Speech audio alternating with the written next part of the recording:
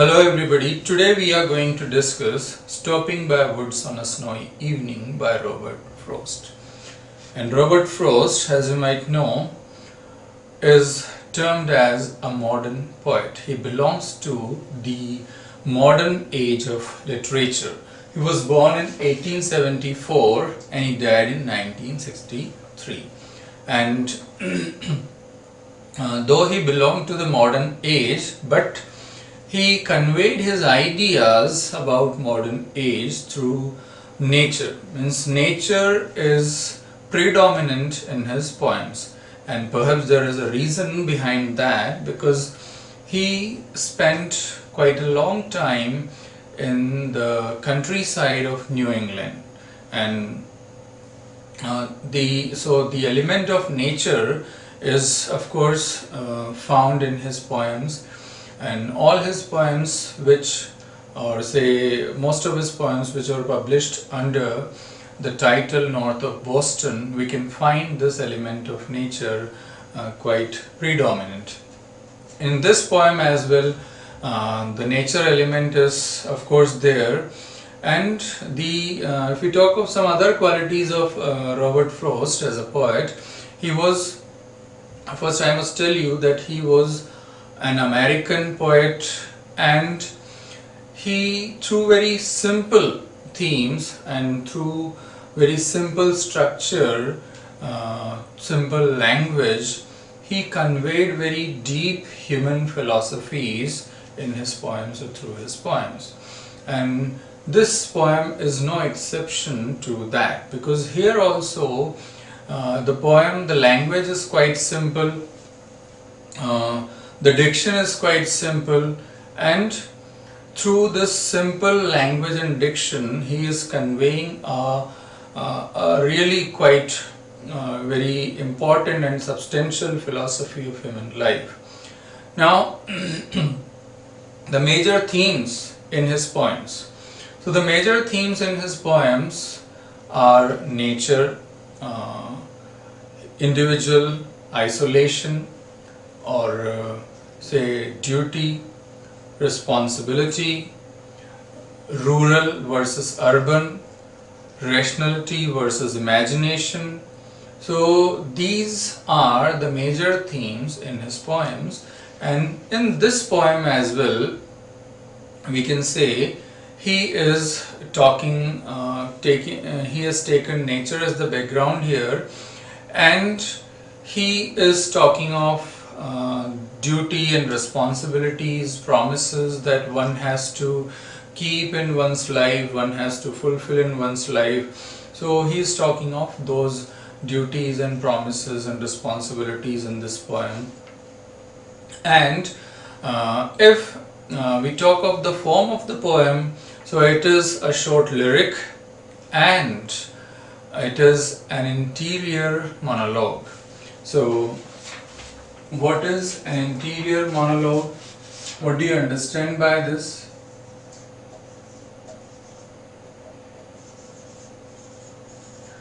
So an interior monologue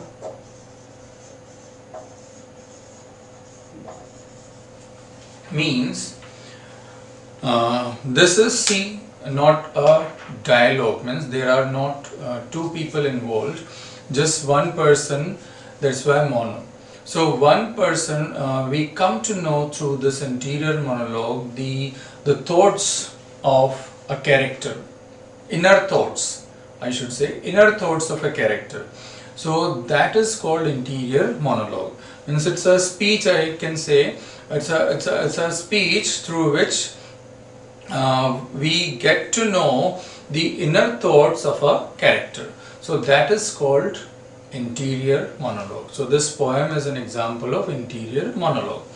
The other thing is it's an allegory as well.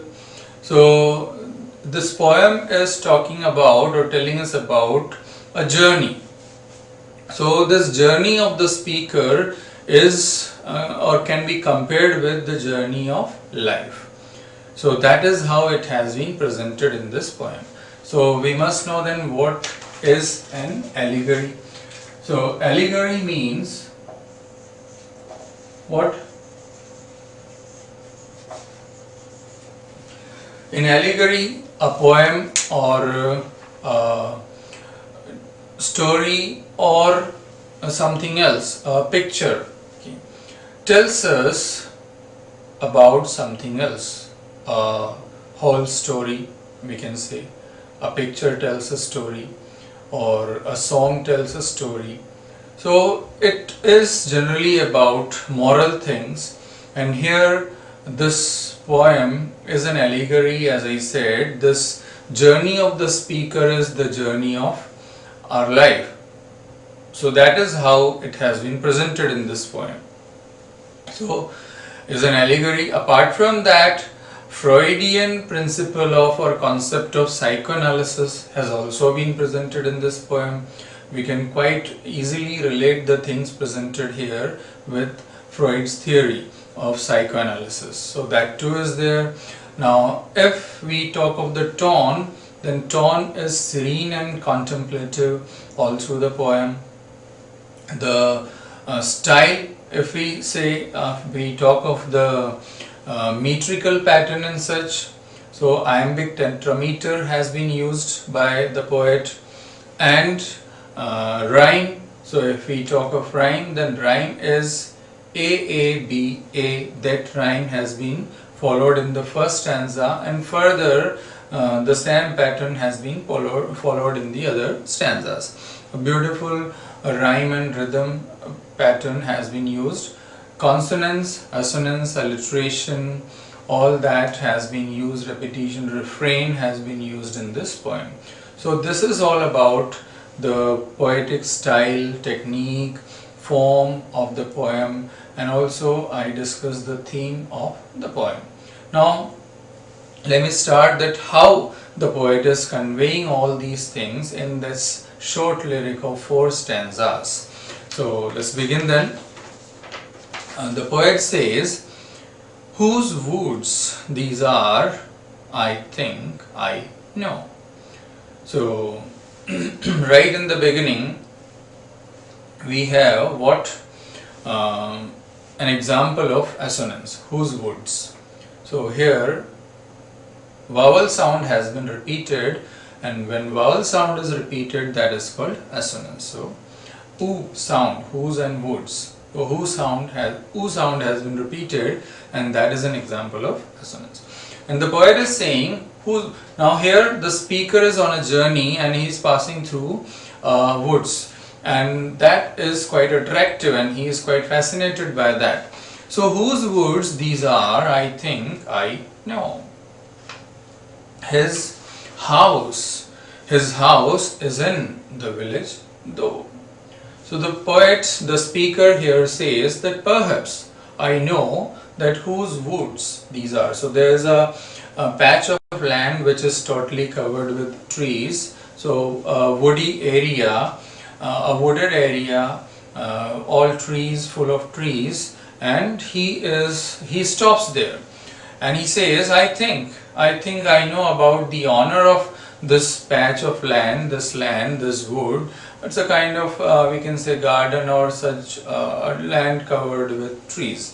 So perhaps he lives in the nearby village. He lives in the countryside, perhaps in the nearby village, perhaps. So that's what he guesses, that's what he says here. And his house is an example of alliteration. So these are quite simple literary devices which easily can be identified by anybody.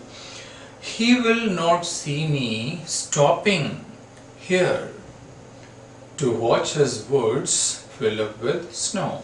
Now only in the third line we can see there is difference of rhyme, and otherwise the other 3 lines, first 2 and the last, they have the same rhyme pattern, that same rhyme. The end words are like this: A, B, A. So this is the rhyme being followed here in the first stanza, and this third one, which is B, we have denoted as B. So this B is being carried forward in the second stanza. It is kind of stepping stone, or the first step for the, or it is setting the tone of the second stanza, we can say. So he says that he won't be able to see me, the owner of this woods, because he lives in the nearby village. So he won't know that I have stopped here and I'm watching his garden or his woods being covered with snow. So because snowfall was there, so snow was coming down, and that woods or that area was being covered, totally being enveloped with snow, and the speaker is enjoying the scene. He stopped there and he's watching it. So he says he the owner won't be able to see me stopping here and watching all this. Now in the second stanza he introduces one more character, I should say, that is the horse, because he is on the horse. So my little horse must think it queer, strange, queer, to stop without a farmhouse near. So it's quite strange. It's really quite strange and peculiar that there is no farmhouse in the neighboring or in the neighborhood or nearby.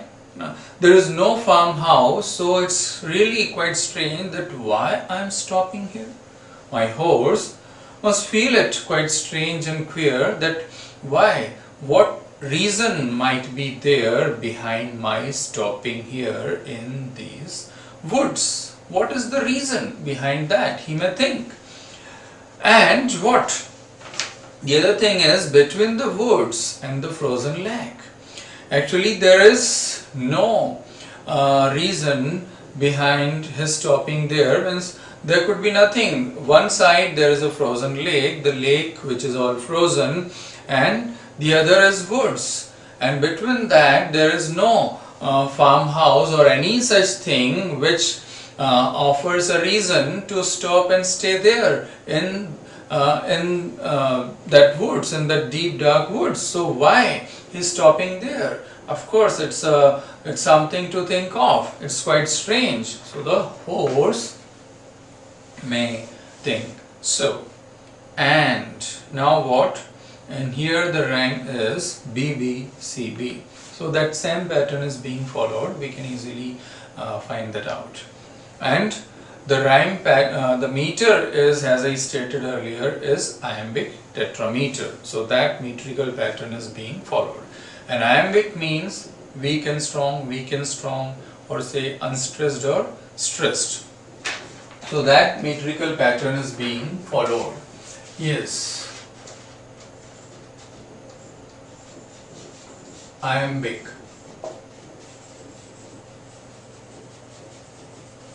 Tetrameter. So that meter is being followed. And now he says what? He gives his harness bells a shake to ask if there is a mistake.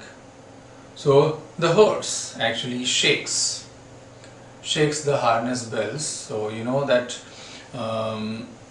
harnessing is putting all the things on the horse, all that saddle and strap and the bell and all those things. So the horse of that speaker, finding it strange and queer, shakes. And here comes the Freudian concept of psychoanalysis, and in which he talks of what? These two things. There was one more, superego as well, but here we will talk of only id and ego. So the instinct is what? Id.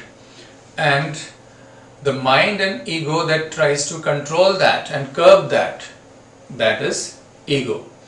So what instinct says, okay, this is quite beautiful, so I should stop and enjoy this beautiful scenery. So that is instinct. Just as it's quite common with all the human beings that we are attracted by so many things in our life, and we are tempted to watch them or enjoy them or to purchase them or to eat them. There are so many such things. So they are what? That is governed by the id. And The other part, that is ego, says no, you should not, no, you should stop here, just move, you should not stop here, sorry, should move on, don't do that. So that is ego, that is the conscience. So here what, the horse is the conscience, that is ego, that tries to tell him that what you are doing is wrong, it's not correct, it's incorrect, you should move on. So that's how we can relate this thing to the Freudian concept. And earlier I said this poem is an allegory.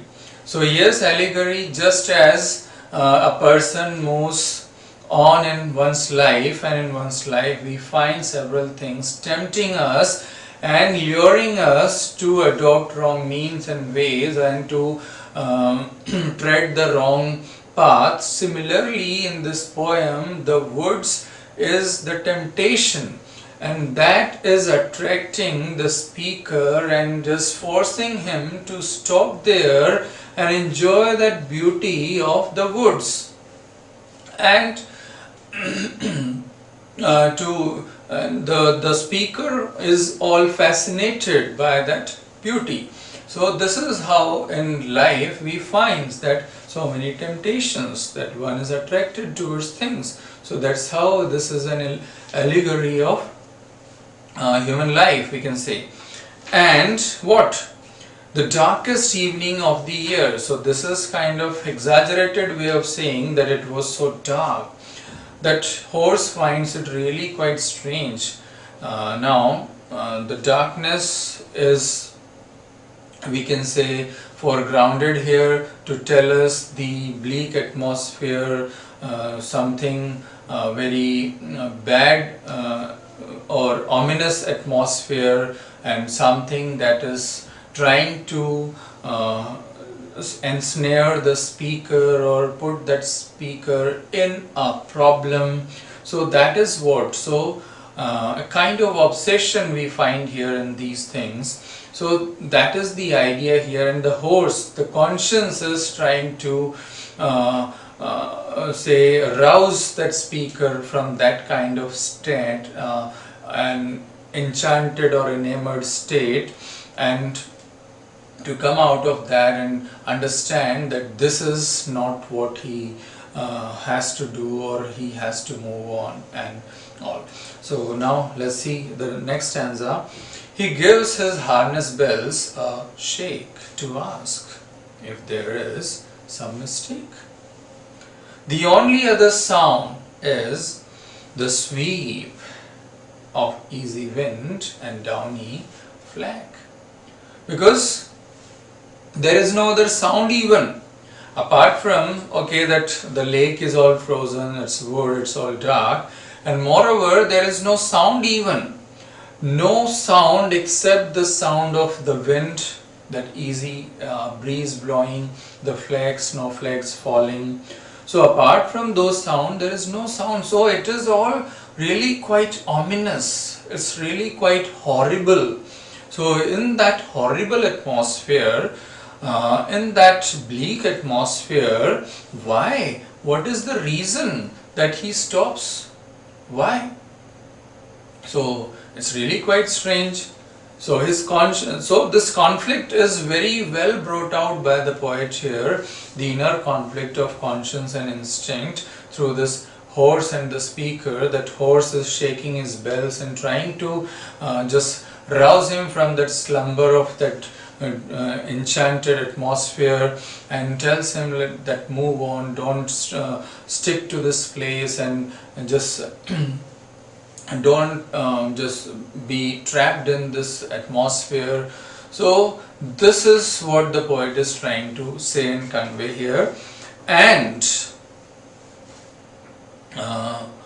the bleakness of the atmosphere has also been brought out very well by the poet. The obsessive nature there, obsessive atmosphere there, the horrible atmosphere there is well presented. And the last stanza.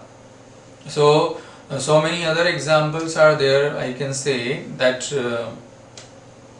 he gives his harness bells, example of alliteration. And Moreover, dark and deep in the last stanza, again alliteration. So we can easily find such examples all through the poem. Now let's see in the last stanza how he culminates the idea.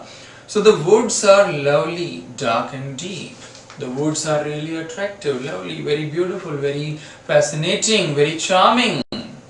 But apart from that, he adds two more adjectives here, dark and deep. That is like a labyrinth, like a maze that engulfs you and never lets you come out of that. You are stuck in that. So that is a temptation.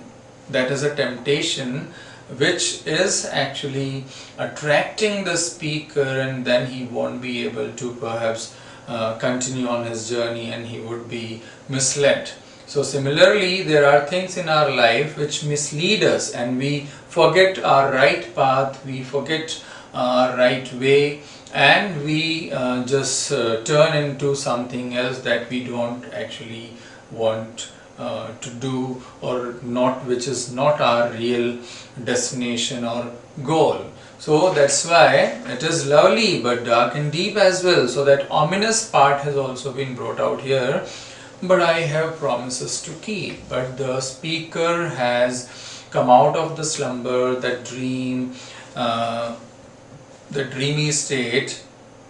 He has felt the mistake, he had realized the conscious was successful enough in bringing the speaker out of that kind of drowsiness and sleepiness, and now he realizes that yes, I have promises to keep. It means that there are lots of things that I have to fulfill. I have to keep my promises that I have made to others, to myself. So I must go on, I must continue, I must not stop here. So that realization comes about there. And miles to go before I sleep, and miles to go before I sleep. So the last two lines, it has been repeated, so it's an example of refrain here, and they are quite substantial, conveying one very simple meaning, that is, before falling asleep I must cover a long distance. The other is, before, the sleep is symbolic of death or suggestive of death. So before meeting my death, I have to cross several milestones. I have to set milestones, I have to reach my destination, I have to reach my goal, I have to set benchmarks. So before I meet my death, before this life comes to an end, I have to have certain achievements. So he realizes that thing, that I should not stop by the momentary temptations, I should not be distracted by the things that come in our way and just should fall into certain traps. Rather than that, we should remember the goal and the destination that we have set for ourselves, and we should move in that direction. Whatever beautiful things come in our way, whatever temptation come in our way, we should overcome all those temptations, we should overcome all those baits, and we should keep marching towards our goal, and only then we'll be successful, only then we'll be an accomplished person, only then we'll be able to attain our aspirations and ambitions. So that's how he conveys a deep philosophy. So this simple language, simple structure, simple diction conveys such a deep meaning here in this poem, and the poet is successful in conveying that underlying idea which actually came to his mind, and that too in a very beautiful manner, in a very rhythmical manner. So the important things which I told you right in the beginning, I'm repeating all that it's a short lyric, it's an interior monologue, it's an allegory. Freudian concept of psychoanalysis has been used here, or we can say we can compare it with that. Assonance, consonance, alliteration, refrain, exaggeration, these are the things used in this poem. The tone is serene and contemplative. Iambic tetrameter has been used in this poem. The rhyme of the first stanza is A A B A, and further following the same pattern. So these are the qualities of this poem that make which make it really quite special one, and quite we can say admired by the readers. And I hope you might have understood the whole poem and the things I explained in this. So I'll come up with more such things, more such poems, more such analysis of different other prose and poetry pieces. So till then, thank you very much.